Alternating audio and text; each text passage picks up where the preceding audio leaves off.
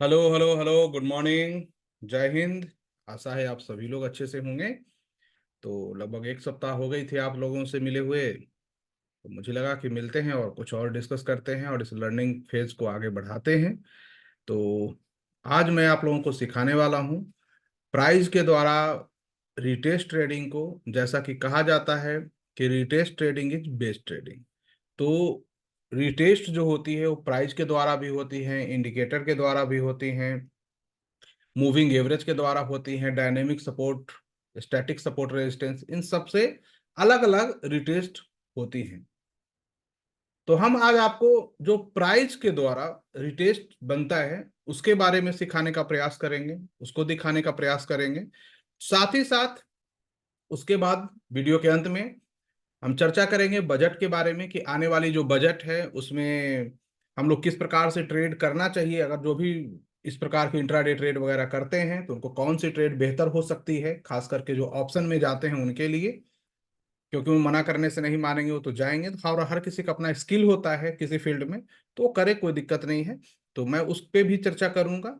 तो चलिए सबसे पहले वीडियो को लंबा नहीं करते हुए फटाफट ऑन द पॉइंट आते हैं और आपको बताने का प्रयास करते हैं। तो रिटेस्ट ट्रेडिंग, प्राइस जब कभी भी ब्रेकआउट लेता है, प्राइस जब कभी ब्रेकआउट लेता है तो हर एक बार ऐसा होगा, लगभग हर एक बार में ले लीजिए कि 100 बार में 70 से 75 बार, 75 टाइम ऐसा होगा कि प्राइस डायरेक्ट ऊपर ना जाएगी और वो एक बार अपने आप को एक पॉइंट पे नीचे लेकर आती है, वहां पे अपने आप को एवरेज करती है और उसके बाद वो आगे बढ़ जाती है। इसमें साइकोलॉजी ये है कि रिटेलर जब ब्रेकआउट होता है तो जंप लगाते हैं, ट्रैप होते हैं जो नए लोग हैं, और वो उनको एसएल को हंट करवाएगा, प्राइस एवरेज करेगी और उसके बाद फिर आगे बढ़ना शुरू हो जाती है। एक ए नियम काम करता है।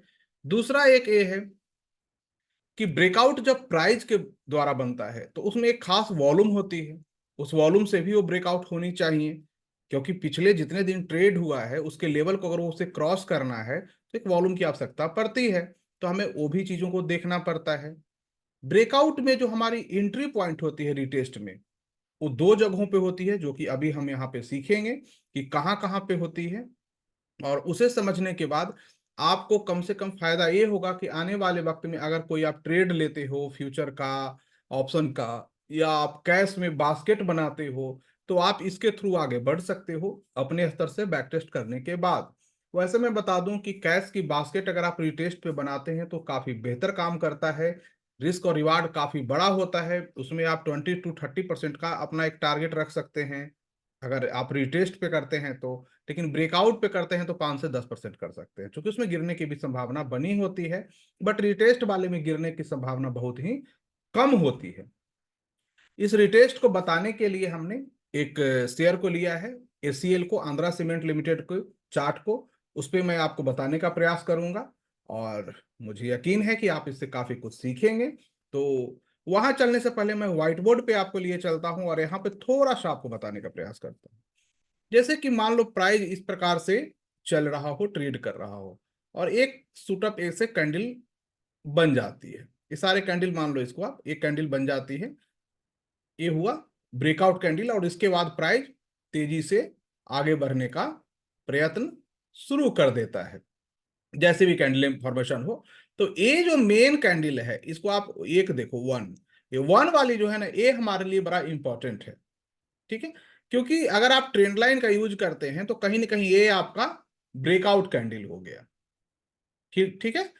अब क्या करेगा प्राइस की, प्राइस को अगर और बड़ी मूव लेनी है, काफी बड़ी मूव लेनी है, तो एक बार वो अपने आप को रिटेस्ट करने आएगा।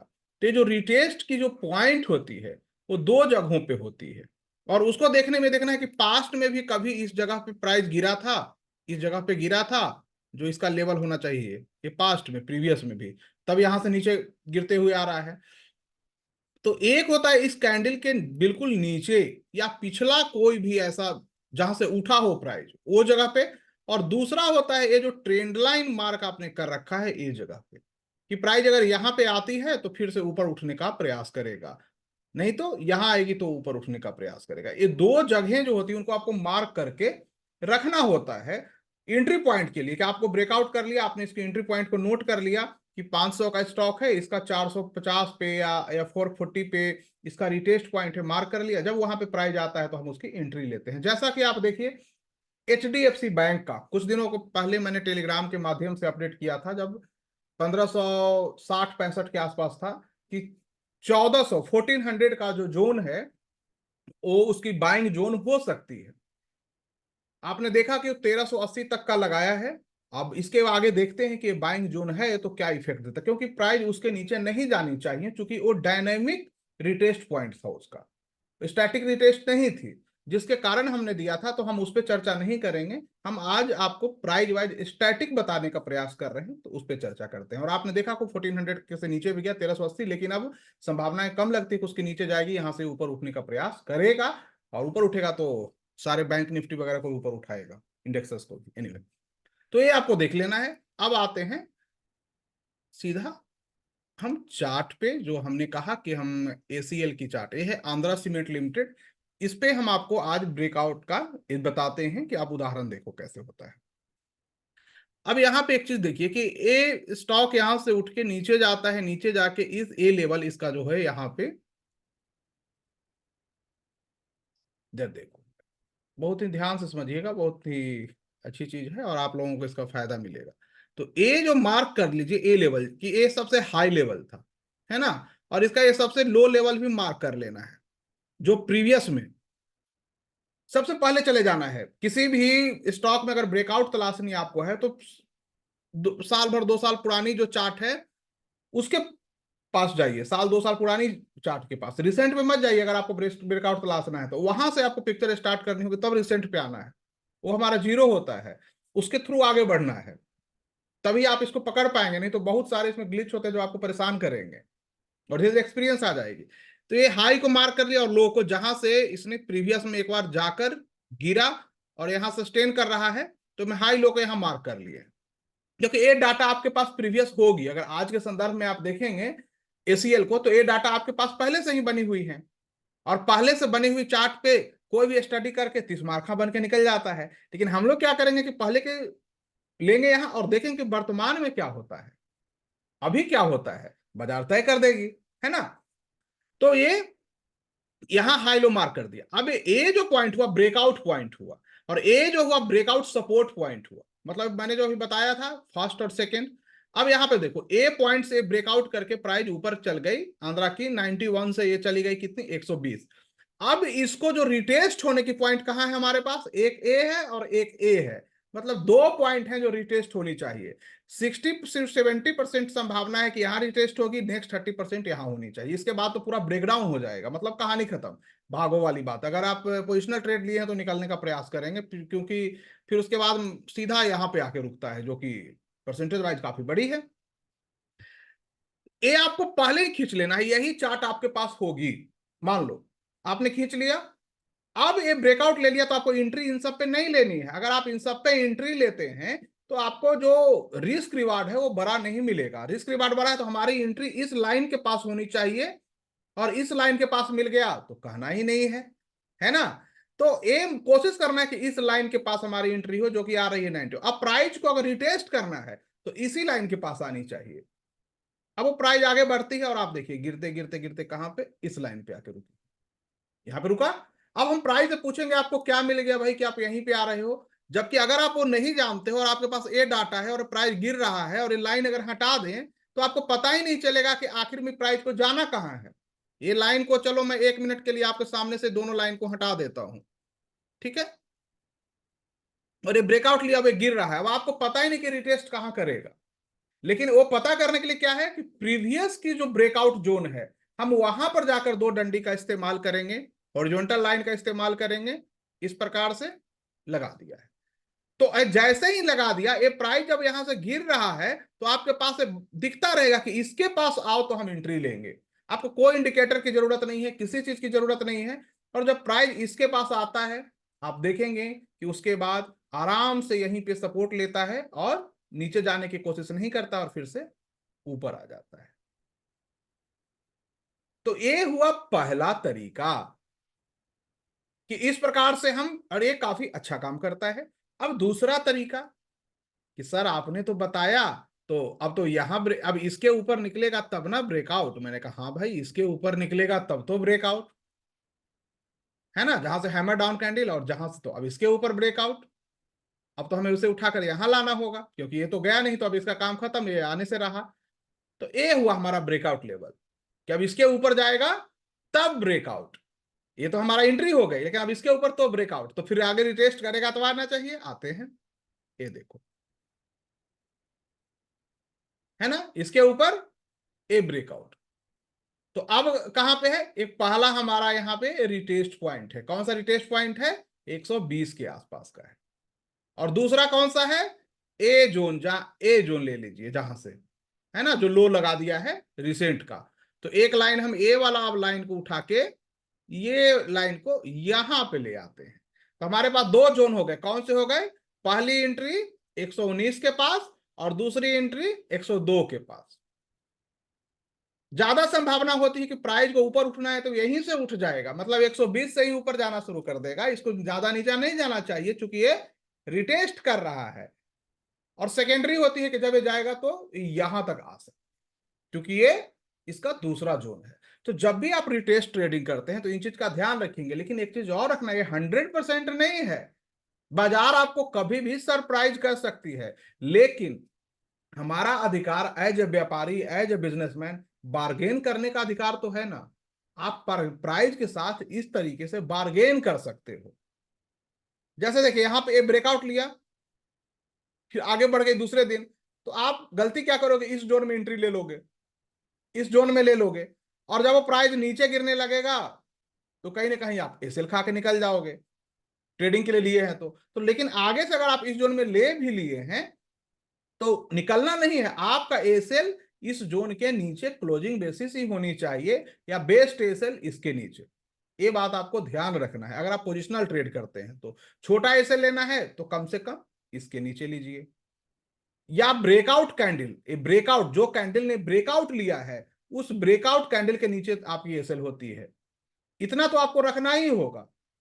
ये बात जरूर ध्यान रखिएगा, ब्रेकआउट कैंडल भी काफी इंपॉर्टेंट होती है। तो जो जिस कैंडल पे ब्रेकआउट हुआ है वहां ऑफ कोर्स वॉल्यूम काफी ज्यादा होगा, जैसा मैंने बताया। देखें, यहां ब्रेकआउट हुआ है तो वॉल्यूम भी यहां ज्यादा होगा इस पे। तो जहां पे होती है उस पे वॉल्यूम काफी ज्यादा होती है, उसके बाद उस वो रिटेस्ट करने आएगा। ये जो लो हो गया जहां से ब्रेकआउट लिया, तो इसके नीचे इजिली नहीं जाती है। कोई गिरावट भी है, जैसे देखिए यहाँ पे गिरावट आई, लेकिन हमारा एसएल इसके नीचे होना चाहिए, तो उस केस में आपको परेशानी नहीं आई, है ना। ये ए लेवल से ब्रेकआउट किया है, यही होगा ना इसका, इस कैंडल का ये ब्रेकआउट है। तो यहाँ पे ये रिटेस्ट करेगा और फिर ऊपर निकलेगा। तो ये आपको बस पता होनी चाहिए। तो अभी अभी के संदर्भ में क्या हो गया है, इस लाइन को मैं हटा देता हूं नहीं तो कंफ्यूज करेगा। ए कैंडल के नीचे हमारा कम से कम बेस्ट है ए वाली, तो ये बहुत बड़ा हो जाएगा अगर कोई स्विंग ट्रेड करता है तो यहाँ पे रख लिया। तो इस प्रकार से ही आपको करनी है, जिससे हम प्राइस से बार्गेन कर सकते हैं। इसका मेन पर्पज होता है कि हमें सस्ता लो और महंगा बेचो। जैसे ट्रेडिंग कैसे होती है, कम पे लो ज्यादा पे बेचो, या ज्यादा पे लो और ज्यादा पे बेचो, यही है ना बिजनेस का रूल। तो हम यहाँ क्या कर रहे हैं, कम पे खरीद रहे हैं और ज्यादा पे बेचने का प्रयत्न करेंगे। ये नहीं कि ब्रेकआउट लिया भाग गए। तो आगे से कोई भी स्टॉक अगर लेनी है आपको, कोई बास्केट बनाने के लिए, कुछ करने के लिए, तो आप रिटेस्ट ट्रेडिंग का इस्तेमाल कर सकते हैं, जो प्राइज वाइज बनता है। ऐसे मैं बता दूं, रिटेस्ट जो होती है प्राइज वाइज बनती है, इंडिकेटर वाइज बनता है, आपको एवीवेप वाइज बनता है। मतलब डायनेमिक होती है, स्टैटिक होती है। डायनेमिक में होता है कि बदलता रहता है रिटेस्ट पॉइंट, स्टैटिक में बदलाव नहीं होती है, वो फिक्स होता है, जो कि सिर्फ प्राइज एक्शन से बनता है।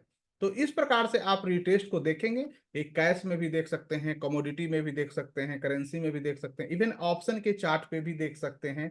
लेकिन वो ऑप्शन लॉन्ग टर्म की होनी चाहिए, आईटीएम होनी चाहिए। उसके साथ ही साथ आप फ्यूचर के चार्ट पे भी देख सकते हैं, स्पॉट पे भी देख सकते हैं। तो ये सारी चीजों पे ये देखेंगे, क्योंकि ह्यूमन इमोशन एक जैसा है, इसलिए प्राइस जहां भी ऐसा बनेगा वो एक जैसा काम करता है। और ह्यूमन इमोशन चेंज नहीं होती है तो चार्ट भी चेंज नहीं होता है। और इसमें आपको प्रैक्टिस करने की आवश्यकता है, जिससे कि इस रिटेस्ट पॉइंट को आपको समझने में आसानी होगी।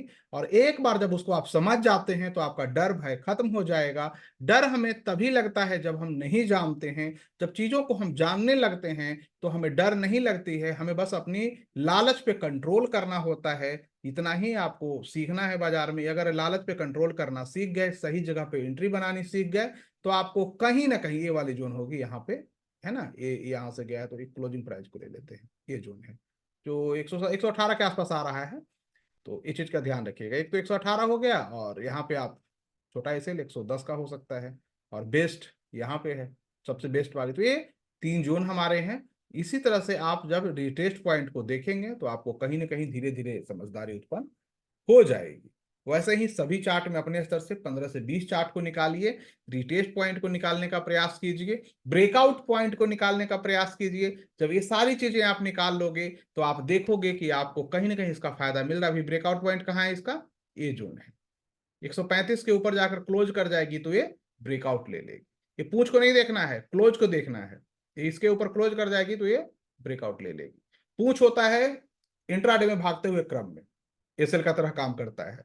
अगर इंट्राडे में निकलने का प्रयास कर रहा है तो पूंछ के पास जाकर प्राइस एक बार गिरेगा छोटे टाइम फ्रेम पे, फिर ऊपर जाने का प्रयास करेगा। तो ये इसकी नियति होती है, ये ध्यान रखिएगा। ये अगर यही पूछ मंथली टाइम फ्रेम पे हो तो वैलिड होती है, फिर हमें मंथली क्लोजिंग उसके ऊपर चाहिए। एनीवे उतना दूर नहीं जाएंगे, इस चीज को आज सीखिए। तो आशा है आपने रिटेस्ट को आसान भाषा में, आसान शब्दों में सीखा होगा, कुछ समझ में आया होगा। तो कमेंट करेंगे, बताएंगे कि हाँ सर समझ में आ रही है, दिक्कत आ रही है। तो उसको मैं कमेंट के माध्यम से भी अब मैं प्रयास कर रहा हूँ कि यूट्यूब पे आपके जो कमेंट हो उसको मैं देखूँ, उसके माध्यम से भी आपको जवाब देने का प्रयास करूँ। तो अगर कुछ क्वेश्चन ऐसे रहे तो वहाँ लिखेंगे, जिनके भी क्वेश्चन अच्छे रहेंगे, मेजोरिटी में रहेंगे, उनका मैं आंसर देने का प्रयास करूंगा। प्रत्येक का तो संभव नहीं है, तो अगर कुछ समझ में आए तो जरूर लिखना है, जिससे कि आपको धीरे धीरे फायदा हो। और मैं भी चाहूंगा कि आपको फायदा हो, जिसमें कि मुझे लगेगा कि चलो कुछ लोग तो आगे बढ़ रहे हैं। एनीवे, तो इसे हम करते हैं यहाँ पे स्टॉप रिटेस्ट को। थोड़ी सी बात कर लेते हैं आने वाले बजट की।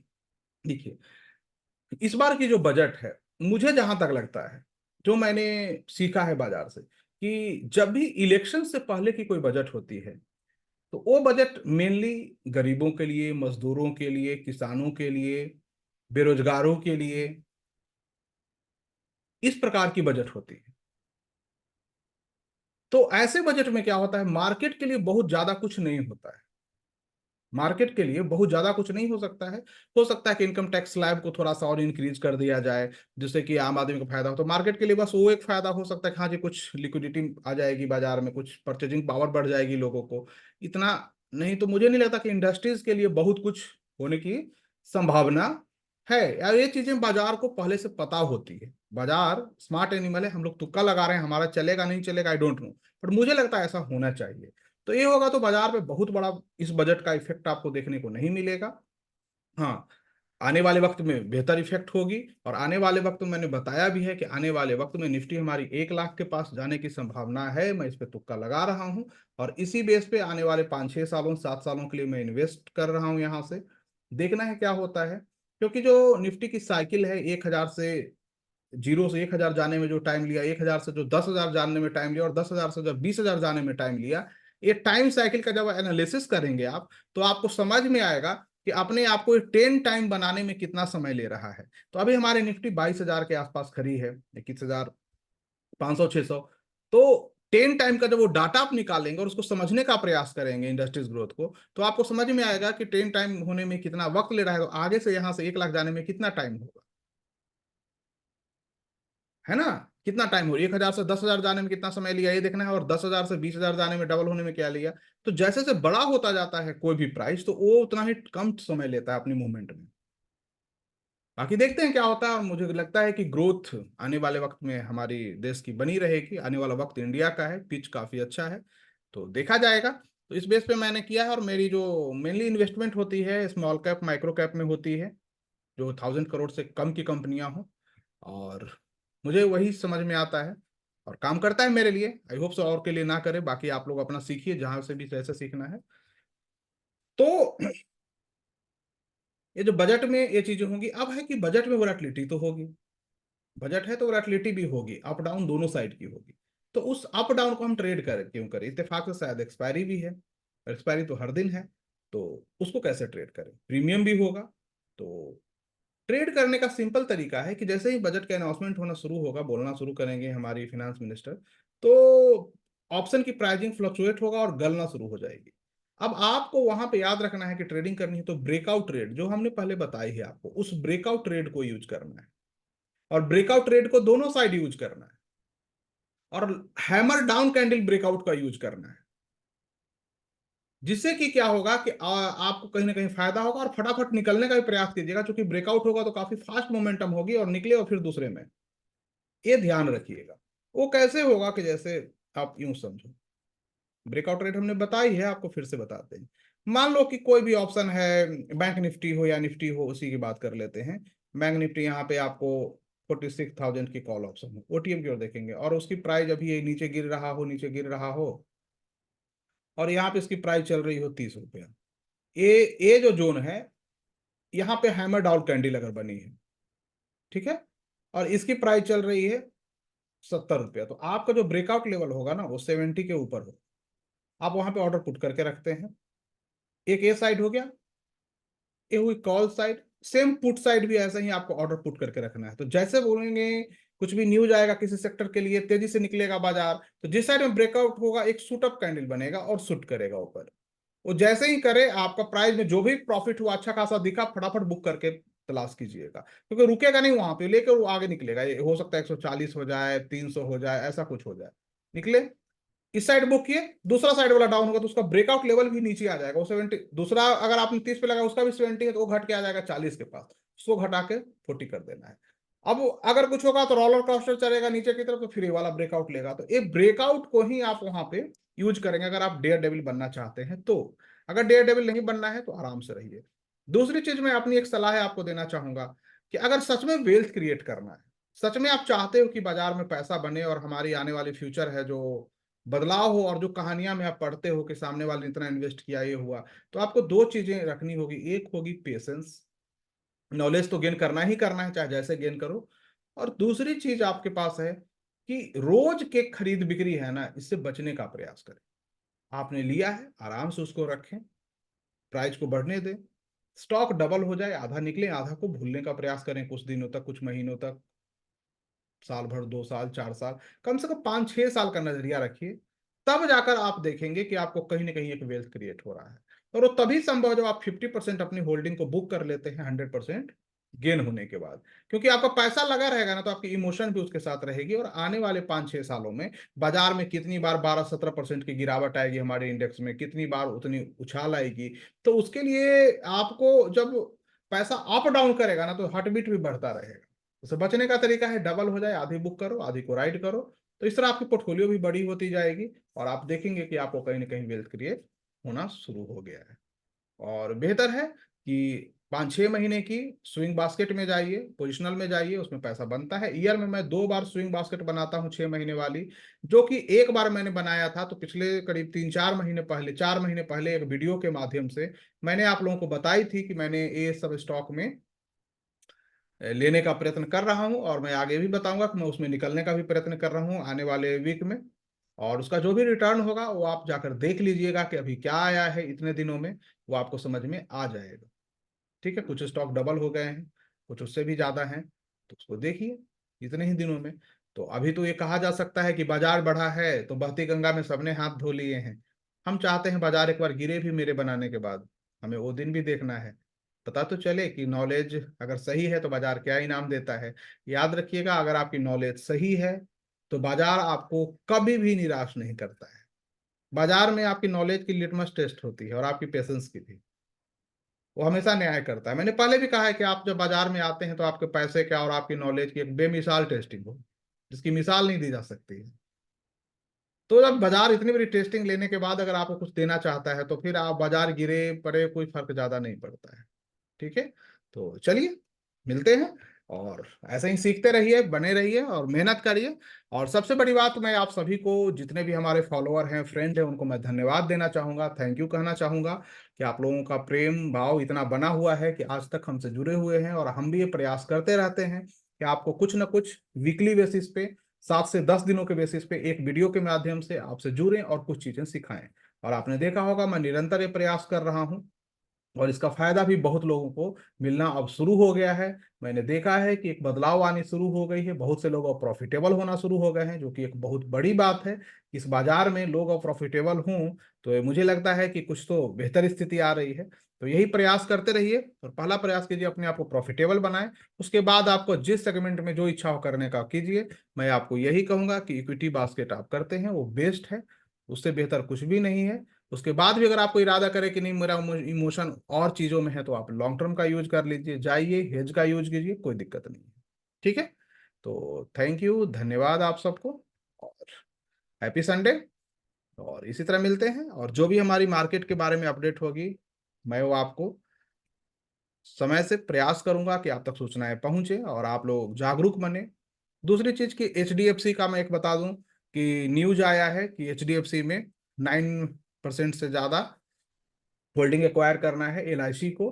तो ये भी सोशल मीडिया पे गूंज रहा है कि एलआईसी उसको खरीदेगा एचडीएफसी को। तो एचडीएफसी तो देखिए वो एक साल में खरीदेगा, ऐसा नहीं कि मंडे को बाजार खुलेगा और वो खरीद लेगा। तो ये बात भी ध्यान में रखिएगा, और उसमें समय लगेगा, एक साल का। दूसरी चीज है कि हाँ उसकी पॉजिटिव इम्पैक्ट मंडे को देखने को मिलेगी हमारी इंडेक्स पे, निफ्टी पे भी और बैंक निफ्टी पे भी, जो कि आपको बुल साइड में दिखाएगा। इसको भी ध्यान रखिएगा। लेकिन ऐसा नहीं सोचना है कि वो कल ही खरीद लेगा, ऐसा नहीं होगा। ठीक है। तो ये चीज आप जरूर ध्यान में रखिएगा, और आप अपनी स्ट्रेटजी पे चलिए। जैसे कि हमने 1400 का बताया था कि एचडीएफसी पे हमारी बाइंग जोन है, तो टेक्निकल अपना देखिए। बाकी कोई दुनिया में न्यूज आता है जाए वो जाए, है ना। तो वो जोन सही है, डायनेमिक हमारा रिटेस्ट पॉइंट था, इसके कारण हमने किया था। आज हमने स्टैटिक की बात की है, आने वाले वक्त में कभी डायनेमिक के भी बात करेंगे। और अगली जो वीडियो होगी बिगिनर सीरीज को हम आगे बढ़ाएंगे और उसमें कुछ ना कुछ सीखने का प्रयास करेंगे। चलिए, धन्यवाद आप सब।